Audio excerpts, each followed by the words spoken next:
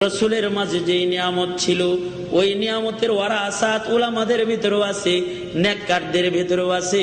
তাই রাসূলকে যারা পাগল বলতো, আল্লাহ কয় মা আনতা বিনিয়ামাতি রাব্বিকা বিমাজনুন।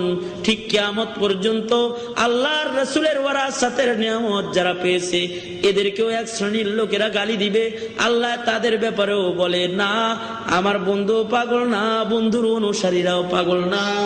খুব তাড়াতাড়ি বুঝবা কে পাগল, যারা গালি দাও খুব তাড়াতাড়ি টের পাইবা কে পাগল। বন্ধু আপনি পাগল নন, আপনারে আমি কি দান করেছি? আপনাকে আমি চরিত্র দান করেছি। ইন্নাকা লাআলা খুলুকিন আযীম। ও বন্ধু, নিশ্চয়ই নিশ্চয়ই আপনি সর্বোত্তম চরিত্রের অধিকারী পয়গম্বর। আপনাকে চরিত্র সর্বোত্তম চরিত্র দান করেছি, খুলুকে আজিম দান করেছি। আল্লাহর রাসূলকে খুলুকে আজিম দেওয়া হয়েছে। খুলুকে আজিম কাকে বলে বাবা? খুলুক তিন প্রকার: খুলুকে হাসান, খুলুকে করিম, খুলুকে আজিম। খুলুকে হাসান, খুলুকে করিম, খুলুকে আজিম। হাসান হইল কেউ যদি কোনো আঘাত করে তাহলে ইনসাফ করে তার বদলা দিয়ে দেয়। कोई आगार बुराई करे तो बुराई से जवाब दे। একজন মানুষের ভিতরে ইনসাফ আছে এত বেশি যে কেউ যদি তাকে একটা ঘুষি দেয় তাহলে সে আর একটা ঘুষি দিয়ে দেয়। জুলুম করে না, দুই ঘুষি দেয় না, একটাই দেয়। কেউ যদি তার এক চোখে আঘাত করে সে এক চোখে আঘাত করে দেয়। ইনসাফ আছে, এটা খুলুকে হাসান। আর একটা হলো খুলুকে করিম। কয় আঘাত পাইছে পাল্টা জবাব দেয় না, সবর করে। কুকুরের কাজ কুকুর করেছে, কামড় দিয়েছে পায়।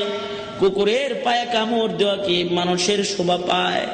সে আঘাত করেছে তাই বলে আমি আঘাত করব না, আমি সবর করলাম। ওই যে এই যে লোকটা সবর করে, এটা হলো খুলুকে কারীম। আর একটা হলো খুলুকে আজিম। কয় শুধু সবর করে না, কেউ যদি আঘাত করে তাহলে তার উপকার করা আরম্ভ করে দেয়। আঘাত পাওয়ার পরেও উপকার করা আরম্ভ করে দেয়। যে চরিত্রটা, এই চরিত্রটার নাম হলো খুলুকে আজিম। নবী আলাইহিস সালাতু ওয়াস সালাম এমন খুলুকে আজিম ওয়ালা পয়গম্বর ছিলেন। রাসূলকে কেউ আঘাত করতেছে, নবী আলাইহিস সালাতু ওয়াস সালামের গলার মধ্যে ভুঁড়ি চাপায় দিতেছে, উটের ভুঁড়ি। নবী আলাইহিস সালাতু ওয়াস সালাম সিজদা থেকে উঠা কাবার ঘর ধইরা গিলাফ ধইরা তার জন্য দোয়া করতেছে। নবী আলাইহিস সালামের জন্য রাস্তায় কাটা পুঁতে রাখতেছে। আল্লাহর রাসূল একদিন কাটা না পায়া চিন্তা করতেছে, আহারে প্রতিদিন কাটা পাইতাম, পায়ে কাটা বিনতো, আজকে দেখি কাটা বিধে না। তাহলে কাটা যিনি গাইতে রাখতো ওই লোকটা মনে হয় অসুস্থ, যাই ওই বৃদ্ধার একটু দেখা আসি, তার একটু শুশ্রূষা করে আসি। এটা হলো খুলুকে আজিম। কাটা পুঁতে রাখে তারপরও কাটার দিকে নজর নাই, নজর আছে যে কাটা পুঁতে তার দিকে, তার উপকার করতে আগায় যায়। কেন যায় জানি? এটা হলো খুলুকে আজিম। মক্কার লোকেরা রাসূলকে মক্কা থেকে হিজরত করতে বাধ্য করলো। রাসূল তো খুলুকে আজিম, মক্কায় ঢুইকাই বলে লা তাসরিবা আলাইকুমুল ইয়াউম। ও মক্কাবাসী, তোমাদের উপরে আমার কোনো অভিযোগ নাই। আল্লাহর রাসূল কাবা ঘরের চাবি চায়, বয় দে দে দে, কাবা ঘরের চাবিটা একটু দে, আমি 2 রাকাত নামাজ কাবা ঘরের ভিতরে ঢুইকা পইরা মালিকের সাথে একটু কথোপকথন করি। চাবি না দিয়ে কয় না দিলাম না, চলে যাও, দেওয়া হবে না চাবি। নেতাদের নিষেধ আছে, চাবি দেওয়া যাবে না। আল্লাহর রাসূল মদিনায় চলে গেছে গা।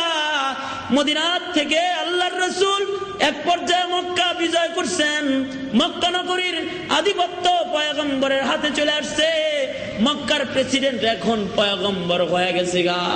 চাবিটা ডাক দিয়ে নিয়া, চাবিটা হাতে নিয়া পয়গম্বর বলে, এই মিয়া, তোমার কাছে আমি চাবি চাইছিলাম, তুমি আমারে চাবি দাও নাই, কিন্তু আমি পয়গম্বর, চাবিটা এখন ইচ্ছা করলে আমার কাছে রাখতে পারি।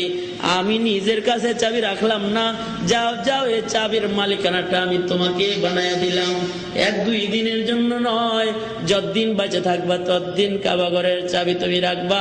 তোমার পরে তোমার বংশের লোকদের মধ্যে কিয়ামত পর্যন্ত এই বাইতুল্লাহর চাবি থাকবে। আমি খুলুকে আজিম ওয়ালা পয়গম্বর চাবি ছিনাইতে আসি নাই, চাবির মালিক বানাইতে আইছি।